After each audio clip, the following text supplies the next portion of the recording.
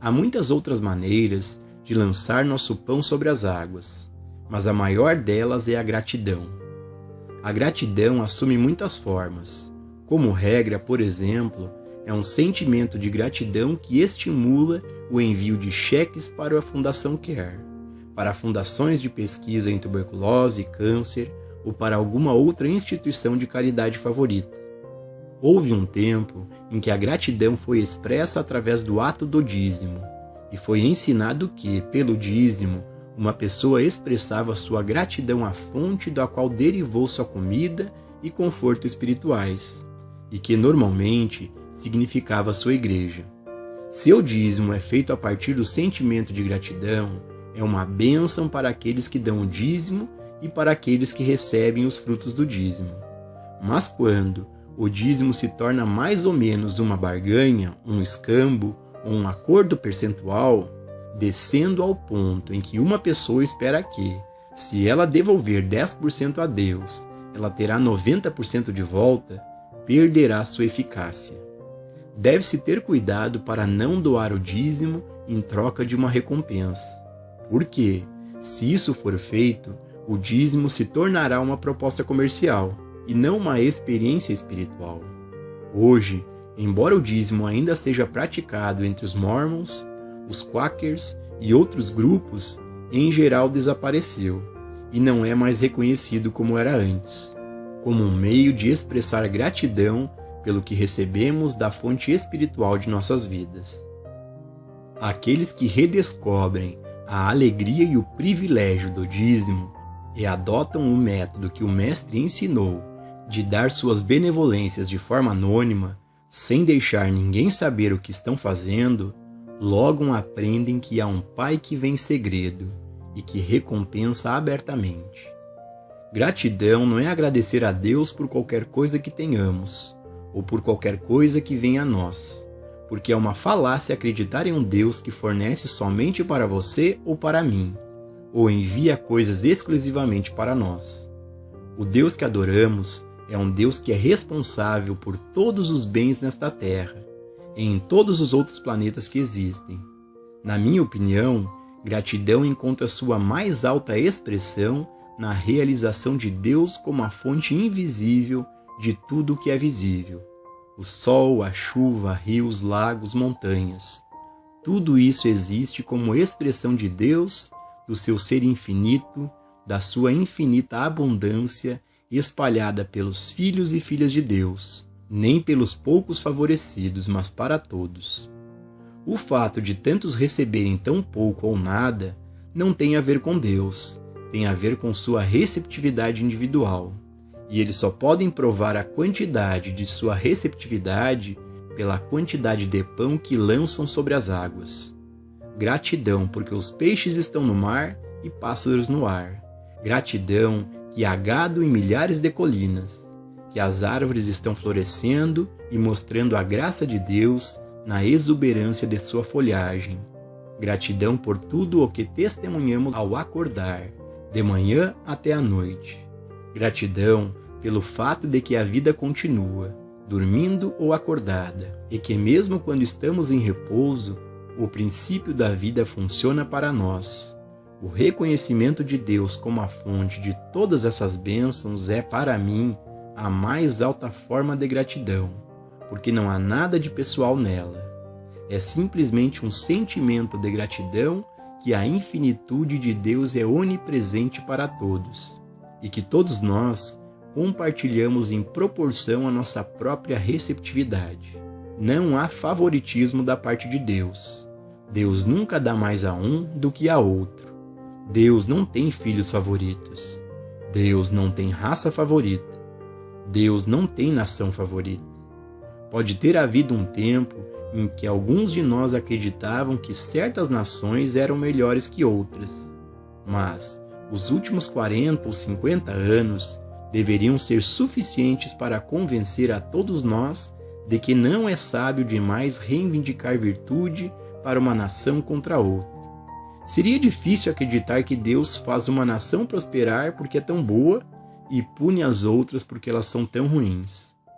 Ao viajarmos pelo caminho espiritual, aprendemos que não temos saúde ou abundância por causa de qualquer virtude própria.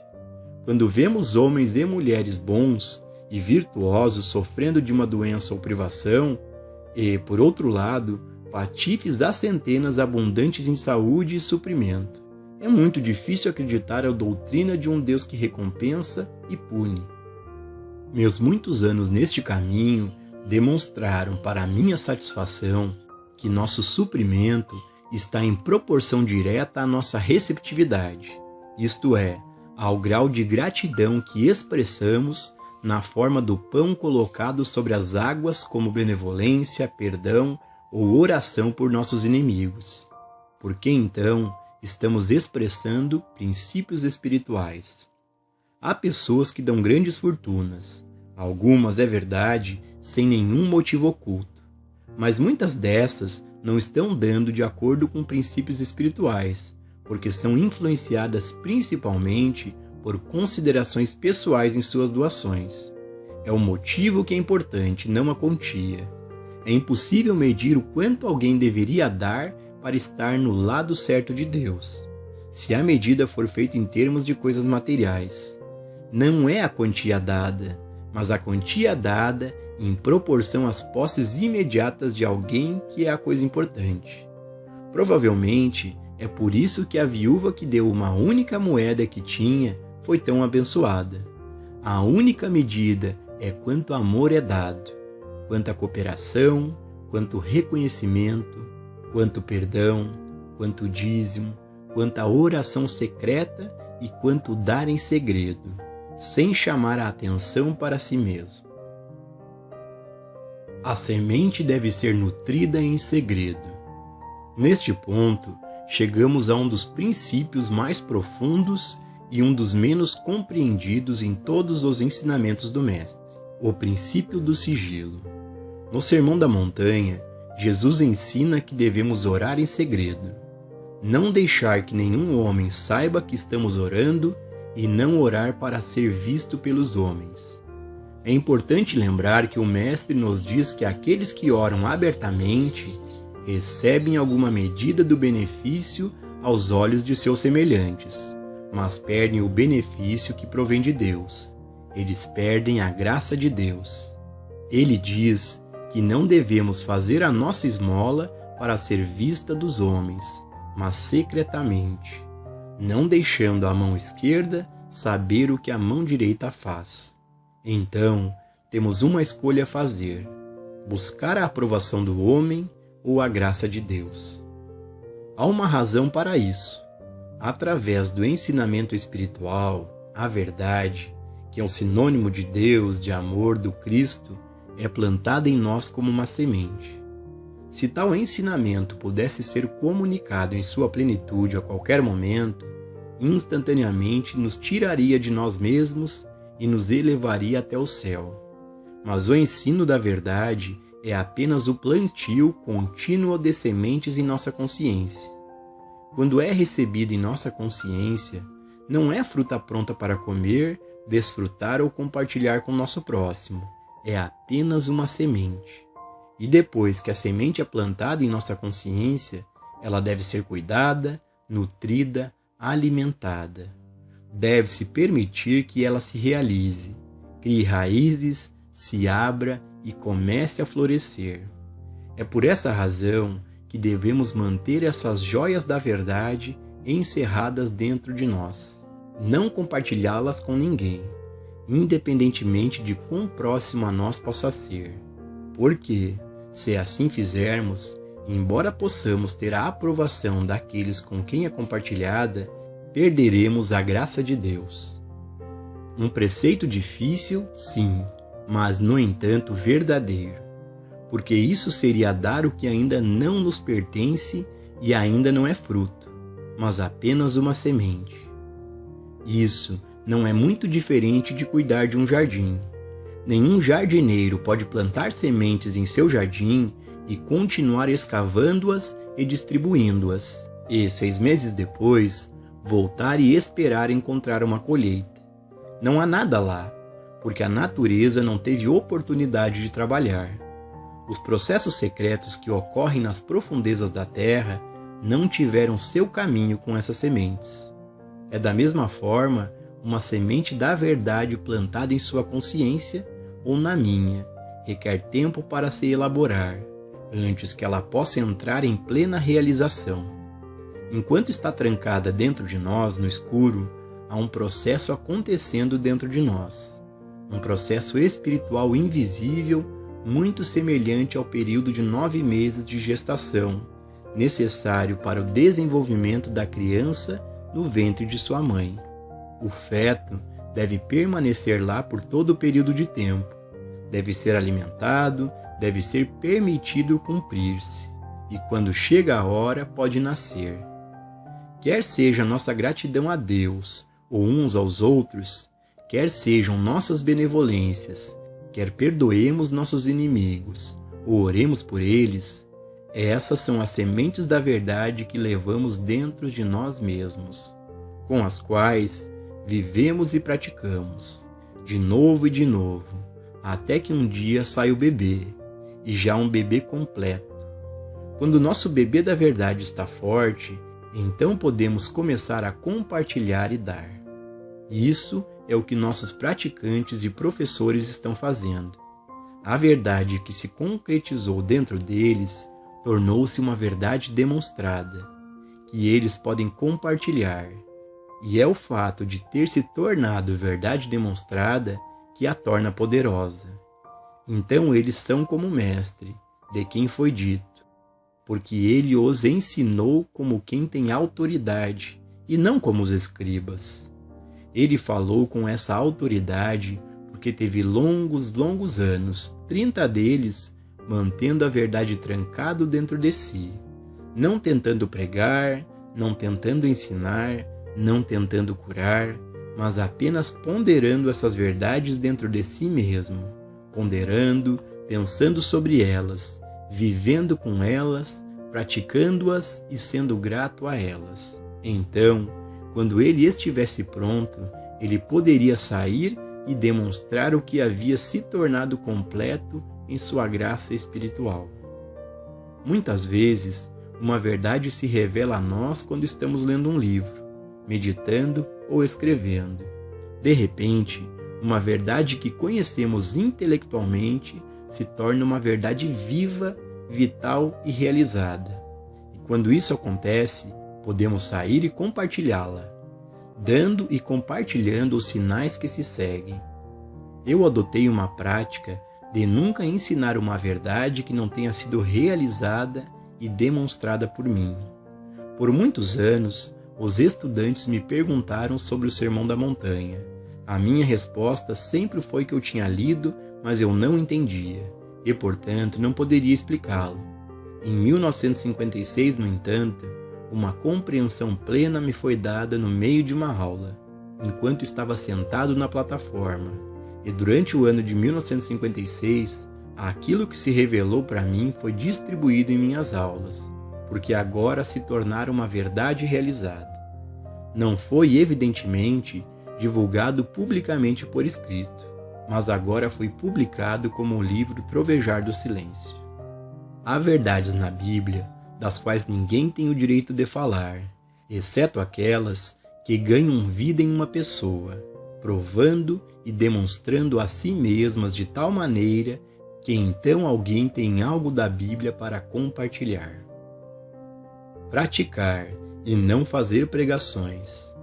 Se você puder sentir alguma correção em tudo que eu disse a você sobre esse assunto e começar a praticá-lo, você deve se lembrar também de mantê-lo trancado em sua consciência. Encontre algum período a cada dia para perdoar tanto os inimigos do mundo quanto os seus e orar por eles. Encontre algum período em cada dia para o dízimo de algum tipo ou de outro. Pratique deixar de lado uma quantia específica de sua renda para quaisquer benevolências que você queira apoiar, mas mantenha essas filantropias em segredo. Não fale sobre a verdade que você está aprendendo.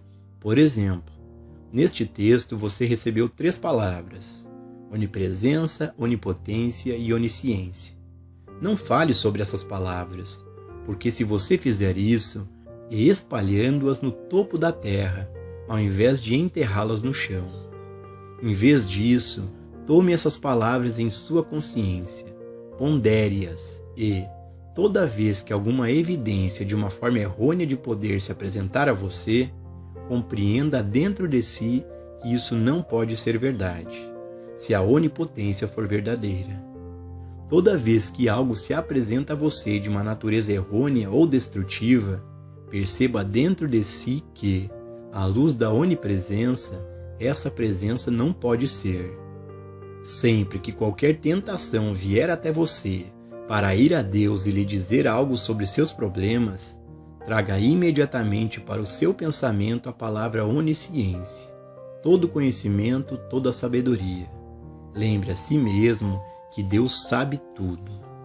Trabalhe com essas 3 palavras conscienciosa e continuamente, mas, acima de todas as coisas, em silêncio e secretamente, até que tenham tido tempo e oportunidade para criarem raízes em você e se apresentarem como um bebê maduro. Então, você entenderá o significado da Imaculada Concepção e o nascimento virginal. Você entenderá que toda concepção é espiritual. Ideias da verdade são concebidas dentro de você.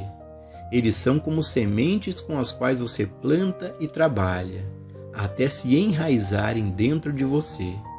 Reflita sobre elas e regozije-se com elas, até que um dia você encontrará essas sementes da verdade como o nascimento virginal. Então será com sinais se seguindo, com alegria e com canto. Os sábios do mundo virão e se curvarão a essa verdade que nasceu em você. Homens e mulheres prestarão homenagem a você, por causa dessa verdade que agora está saindo de você para abençoar o mundo. Pode ser que, quando você apresenta a verdade pela primeira vez ao mundo, você também tenha que levá-la ao Egito e escondê-la. Sempre a reação do mundo à verdade é tentar destruí-la, porque a verdade destrói o conforto da vida humana, destrói o bem material e o mal material. A verdade destrói o bem pessoal e eleva o amor divino em seu lugar, o amor que podemos compartilhar um com os outros, não como membros de um pequeno grupo religioso, mas o amor que podemos compartilhar com todos os nossos vizinhos, sejam amigos ou inimigos. Devemos amar ao nosso próximo, independentemente de suas opiniões religiosas ou estados de saúde. E amarmos nosso vizinho o suficiente até mesmo para ajudar a financiar seus hospitais, embora não possamos usá-los. Exceto para aqueles que estão em busca da verdade, a verdade em geral deixa as pessoas muito desconfortáveis. Isso porque, quanto mais entramos no espírito, mais afastado estamos dos modos e meios de vida humano.